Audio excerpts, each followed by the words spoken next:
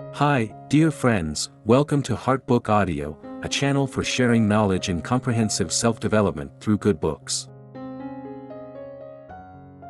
Have you ever been frustrated because you, your children, or your students always study first and forget later? Why can't many of us remember the knowledge we've learned for a long time? After reading the book, after a while, it's all blank. Why are we so forgetful? This is not your only affliction. Because the brain's general tendency is to forget. That's right, the brain doesn't want to remember everything for long. So how can you train your brain to listen to you? The answer will be in the book, Exam Brain Science, by the Doctor of Brain Science and Professor of Tokyo University, Japan, Yuji Ikegaya. He is known as the Doctor of the Hippocampus, because he specializes in researching the hippocampus in the brain. Through this book, he writes very gently and somewhat witty. It will help us. We understand the structure of the brain.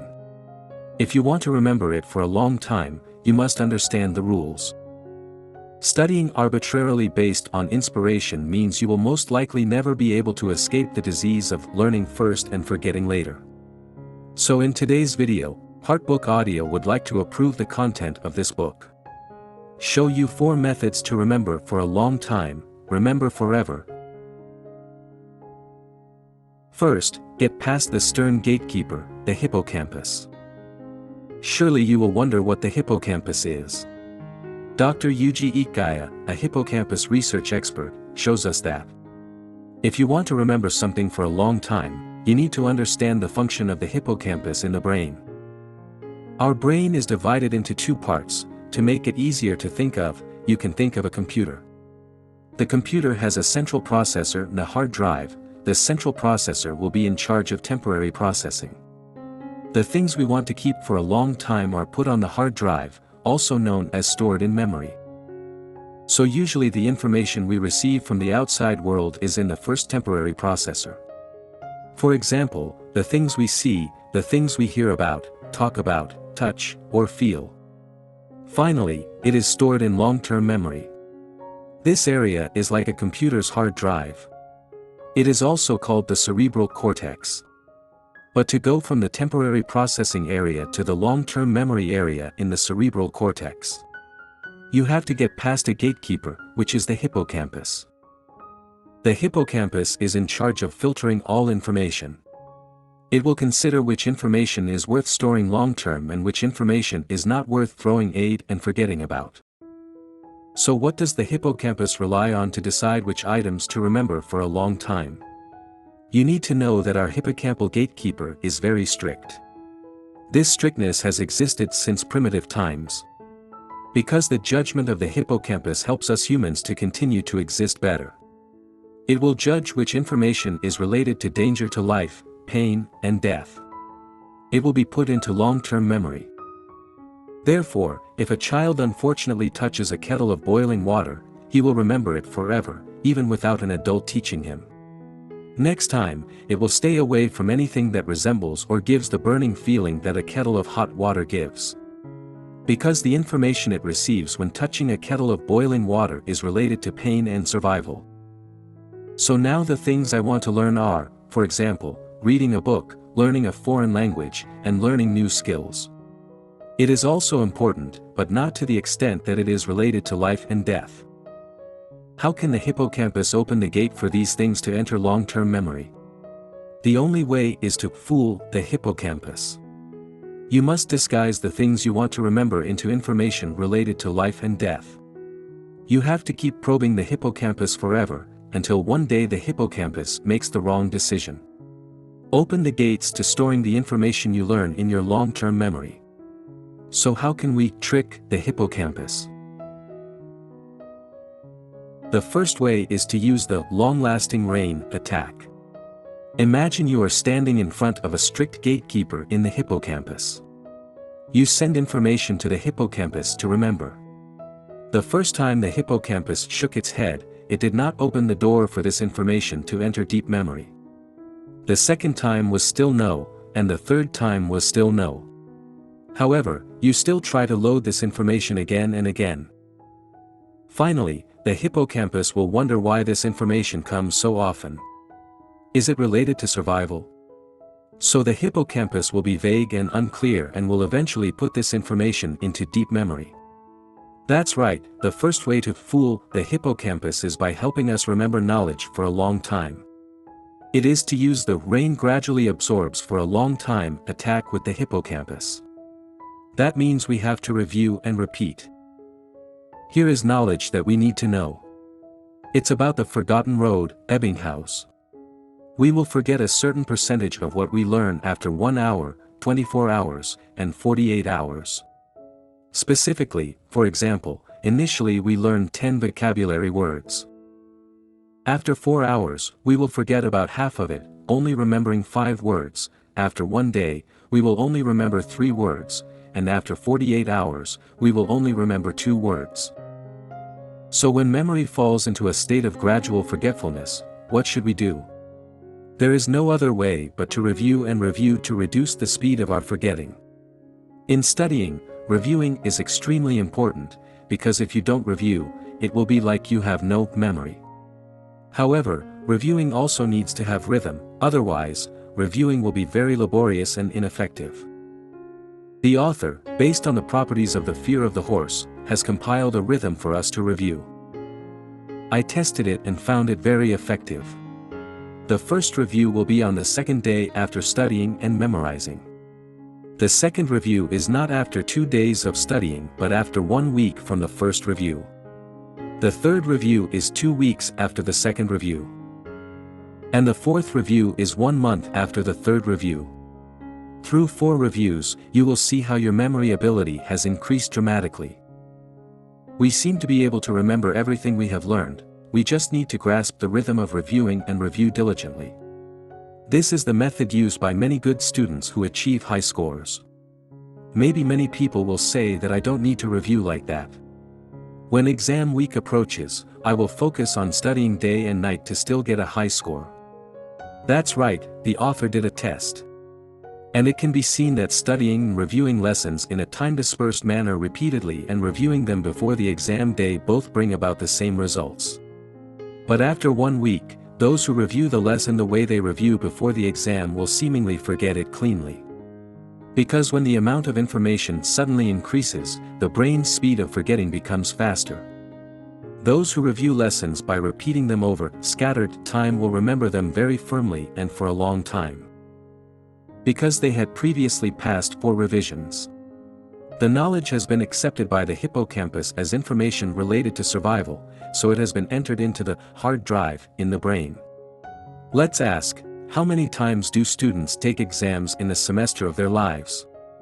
If we take the exam every 6 to 8 times and forget it almost completely, then what is the knowledge that remains that we actually study to oppose the exam? Or learning is to be able to use knowledge in the long run. This is something that many of us students need to ponder. In addition, the author also advises us. If you want to learn some new knowledge, you should only choose one reference book first. Study and review again and again until you grasp the knowledge from that book. You should not study many reference books at the same time. Because doing so will make each review feel like new knowledge, making it difficult to form long-term memories. Before exploring other methods to trick the hippocampus, then we need to learn about something besides the hippocampus, which is also extremely important. Something that is produced in the brain is LTP. What is LTP?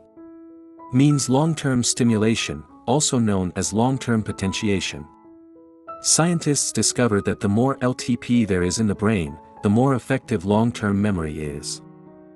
Many people often say that we all have the same brain, no one is more stupid than the other. That is to say, the capacity in our brains is almost the same.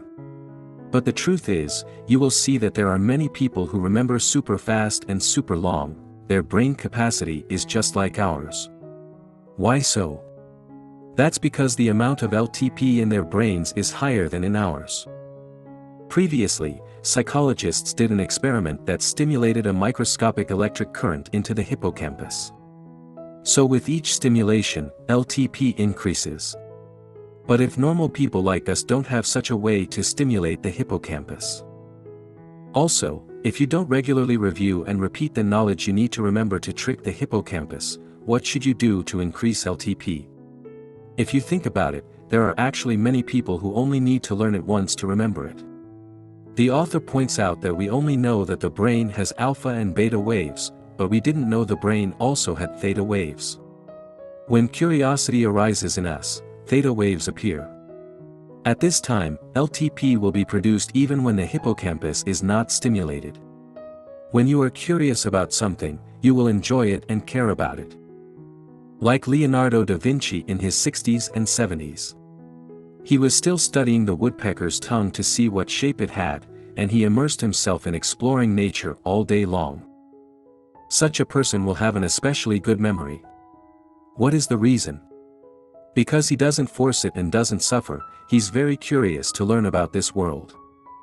And just like a 3-year-old child, he is curious about the world full of new things that he is seeing and immersing himself in for the first time. So basically, there's no need to repeat something to a child. Once they hear it, they'll remember it. Curiosity is really extremely important. Keep an attitude of curiosity about this life like a child. Leonardo da Vinci once said a famous sentence like this. Just like eating poorly will harm your health, and if you have no interest in studying, it will damage your memory. The philosopher Rousseau also said, the more knowledge a person has, the stronger his curiosity. Curiosity and memory have a complementary relationship. On the one hand, when curiosity increases, you will remember more and longer. On the other hand, the more knowledge you have in your mind, the more curiosity you will develop. Therefore, the author advises us, especially high school students, to be careful with the words, "Oh, so boring." You will see it in Japanese manga stories. Students often say this type of sentence. Maybe it's because the curriculum is not good or the teacher is bad at teaching. You will have many reasons to resist the subject. Do you know that when faced with a subject, if your mentality is different, you will have a different way of treating it and acting differently? Just don't say, boring, and slowly become curious to learn knowledge. Even if you don't like the classroom teacher, you hate the school's lesson arrangement or whatever. You will still see that if you approach that subject with curiosity, you will receive more, not just high scores. We should not study for achievement, but study for our own personal development goals. Dry historical knowledge, far-fetched political policy content, or ancient poems that are difficult to remember. Although the latter does not have much to do with our work, it will help us have a more comprehensive and profound worldview. All knowledge has value. When you accumulate more broadly, and more comprehensively, your thinking will be at a higher level. That's why, when you have the opportunity and time to learn knowledge, cherish it. Use curiosity to respond to it. You will remember longer and more deeply, and the knowledge you learn in school will always have an unbelievably great effect on your life. The third method that can help enhance memory is the lion memory method. Lions and humans are both mammals. When do mammals mobilize their deep memory areas, and when do they have the strongest learning ability? That's when they have to do something related to eating and survival. We need to learn the following 3 characteristics of a lion. It will help a lot in enhancing memory. When a lion is hungry, its brain becomes especially agile. Because it needs to know what to eat and what not to eat. This is also true for humans. When we are hungry, hormones produced by hunger stimulate the hippocampus to produce LTP. It's like when we use electricity to stimulate this area. So the ideal time for us to memorize something is before meals. Many people often do the opposite, even ourselves or our children. When I get home from work or school, I rest first, play first, watch TV, eat dinner, and then study. In fact, when you're hungry, your memory is most active, so memorize new vocabulary, a poem, a piece of history, or geography. Before dinner, this memorization time is very effective. So when do we play? The most reasonable thing is after eating a full meal. Because when full, blood will rush to the stomach and digestive system. If children are forced to memorize at this time, they will not be able to remember, will be very tired, and likely have a stomach ache. Let your child rest for a while, watch TV, play games, or read a book. When the lion goes for a walk. Lions often walk back and forth to hunt. When I was studying abroad in Shanghai, I was still curious why many students here often went to the school campuses early in the morning. Hold the book in your hand, walk back and forth, and read it out loud or mumble it to memorize. When I read this book, I realized that this is a very effective way to enhance memory. The author also advises us, even when you sit and sway on the subway or bus. That's also the ideal time for you to memorize something. Because the swaying state is like a lion going looking for food. The last characteristic of a lion is cold. When the weather is cold, it is like issuing a warning that is dangerous to survival. The cold feeling will help stimulate the brain to remember more. Therefore, when studying, we should not make the room too warm, turn on the air conditioner, or turn on the heating fan. We often have children who sit and study for a while and then want to fall asleep. The last method to deceive the hippocampus is very interesting. It is to activate the amygdala, which you will easily remember for a long time and remember very deeply. The amygdala is the part of the brain responsible for making us feel sublime emotions. When we arouse our emotions, the hippocampus will be deceived. It cannot distinguish between matters related to life and death, survival, and the arising of emotions. And they all have the ability to filter into deep memory. Try to remember, the emotional moments in your life will be difficult to forget. Beautiful memories of your first relationship, the first time you broke up with your lover. The first time you leave your family, when your parents send you off to the train station, or the first time you fight with a neighbor's kid and he hits you and makes you cry. Whenever you have strong, up and down emotions, the memories tend to go deep into your long-term memory. The reason is that the cells surrounding the hippocampus are organized and active. The author says that if you remember something without any emotions, you most likely won't remember it. But if you add some emotion yourself, perhaps a fantasy, to what you are trying to remember, you will immediately remember. Take the example of Vietnamese history. In what year was the Battle of Bac Dang? If you only study the Battle of Bac Dang in 938, it is truly a pale number. But as the author said, you should imagine yourself in the stories behind them. Feel what Ngo Nguyen had to endure at that time. That resentment, that anger, that yoke of northern dominance. What would happen if Vietnamese people lived at that time and their country did not have independence? They are dependent, oppressed, and deprived of many human rights.